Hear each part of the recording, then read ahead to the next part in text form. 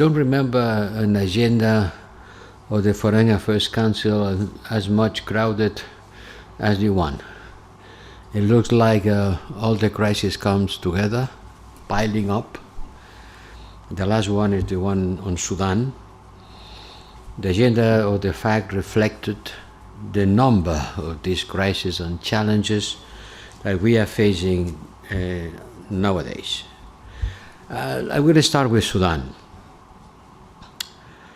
During the weekend, the whole weekend, and the previous days, I have been in touch with partners in the region, and we will have to continue the diplomatic contacts at all levels. But the good news is that we have completed the evacuation of a lot of European citizens, of our European Union delegation staff, including our ambassador, who was evacuated directly to Djibouti. But the number 2 of the delegation, the security officer, has remained in Sudan, not in Khartoum, but in Sudan. So this morning I made a mistake. It's not the head of delegation, but the head of security who has remained in Sudan. It's quite impressive, but the number of evacuation flights yesterday, there were 11. 11 European Union member states took off from Khartoum. And today, we expect 20. Everybody thought that the evacuation was finished yesterday. No. Yesterday it was 11 flights, and today we have been counting all member states planning. It's about 20 more flights. And we have been evacuating European Union citizens and also some citizens from other countries. I cannot give you a precise number. I can give you the precise number of my staff. It's about 21. But my best estimation is that it will be more than 1,200 citizens evacuated at the end of the day. And it makes 31 flights. When I remember that on Saturday we were considering 2 or 3 or maybe 4 flights, it means that our political reach out and our contact, it has been working, and it has been an incredible mobilization of the member states that have air facilities and air capabilities to move planes and to move soldiers and to move military protection and taking everybody that they could. We hope that to complete the evacuation, that we still know they are there, maybe some 400 more, according with our consular registries. This is about our citizens, but I don't want to forget about the Sudanese people. The Sudanese people who are dying in the country, and that's why the fight must stop. We left Khartoum. It was too dangerous to remain there. Our diplomatic officers could not longer continue working. But I am thinking on the Sudanese people that they were not living. They are not living. They have to stay, and that's why the fight has to stop. But I want to remark the big effort that member state has done, some of them on the lead and others mobilizing all their efforts, and us doing what we could do in order to try to coordinate all of them in order to reach the biggest number of European citizens possible. And then we went to Ukraine, as always.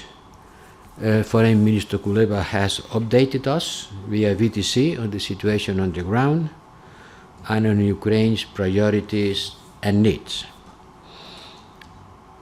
We know Ukraine needs ammunition and missiles urgently, and they need them to defend its territory. It's not that Russia doesn't want to stop and Ukraine doesn't want to stop neither. No, this is not the way of presenting things. Russia doesn't want to stop the invasion, and Ukraine has to continue defending. This is the right thing of explaining what's happening there. I want to recall that horrible situation in the ground to all people who are calling for peace now. I am calling for peace too. But these calls, where were these calls when Russia was massing troops on the borders? We all want peace, and first and foremost the Ukrainians. But it needs to be a just peace, and until then we will continue supporting Ukraine's defense. Recently some ideas regarding peace were floated by China and also by Brazil. And for a credible, for a honest peace efforts, one needs to talk to Kyiv and to go there, to see the aggression through their eyes and through the eyes of those who are being bombed. One needs to be very clear about what's happening. There is an aggressor who has violated the United Nations Charter and invaded another country, and there is a victim of this aggression. We cannot accept this kind of benevolent approach, saying, oh, one doesn't want to stop and the other neither.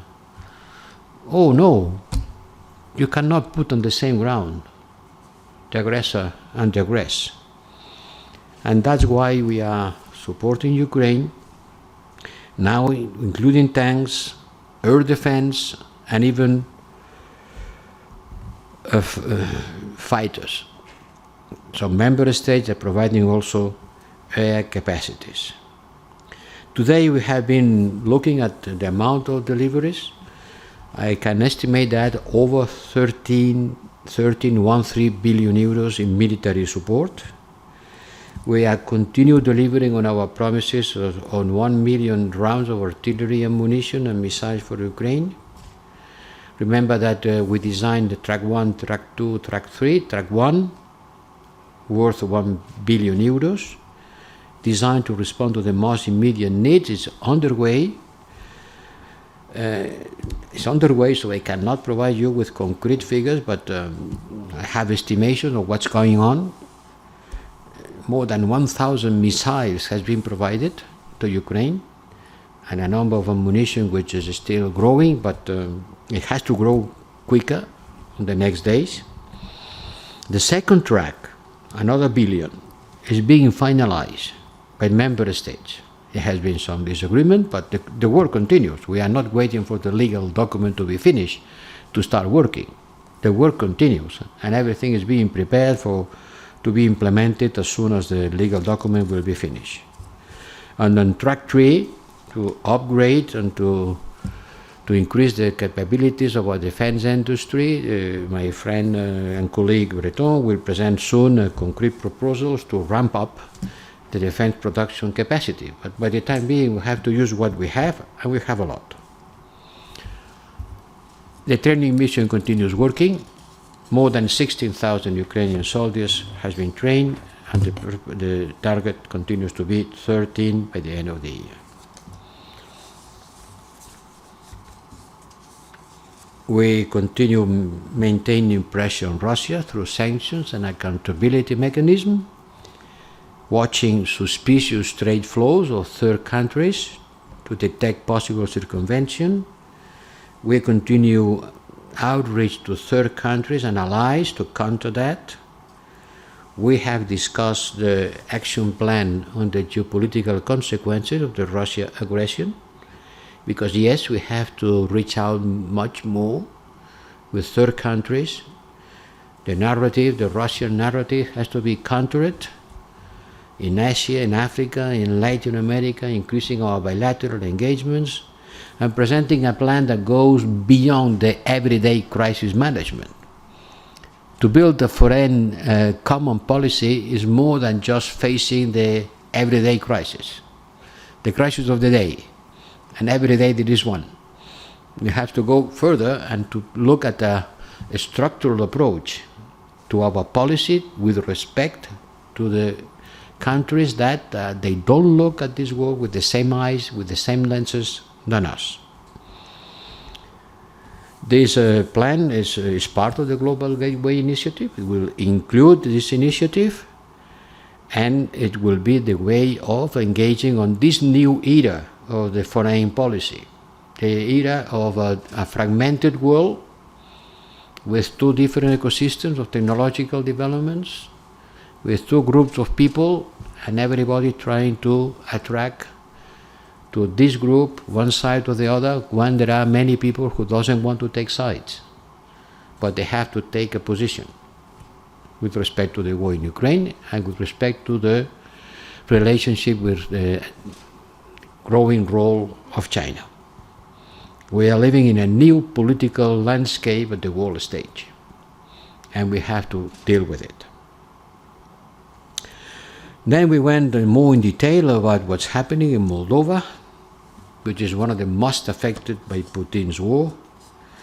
We discussed concrete support measures for Moldova, a new European Union civilian mission that I will be launching when I will visit Moldova during the next European Political Community Conference.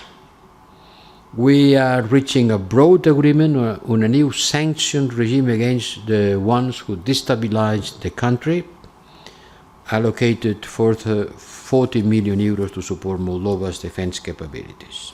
On Georgia, we had lunch with Foreign Minister to discuss the historic opportunity in terms of Georgia's European perspective that needs also to strengthen their democracy. We confirm that Georgia is doing significant progress but needs more reform. Because at the end of the year, the status for Georgia as candidate at the end of the year will be considered. And we encourage Minister Darchiashvili to send positive signals to Brussels and the member states in delivering on the set of priorities on the adhesion process.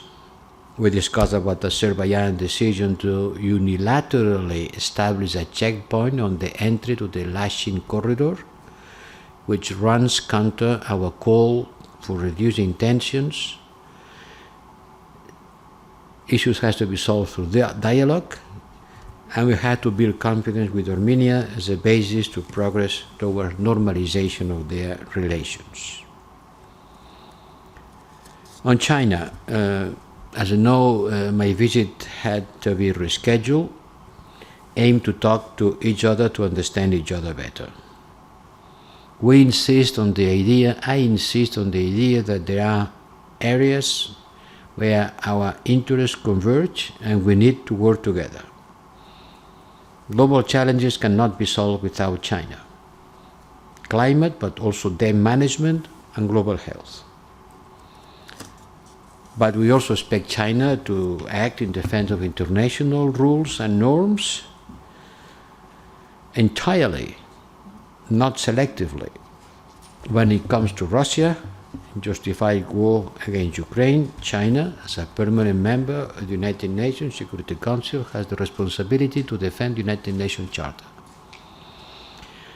It was also important, and I want to signal that Beijing has distanced itself from the unacceptable remark of its ambassador to Paris. I issued a tweet yesterday saying that I hope that these statements or remarks by the ambassador were not the position, the official position of China, and now we have a concrete answer that it's not. So it's a good news.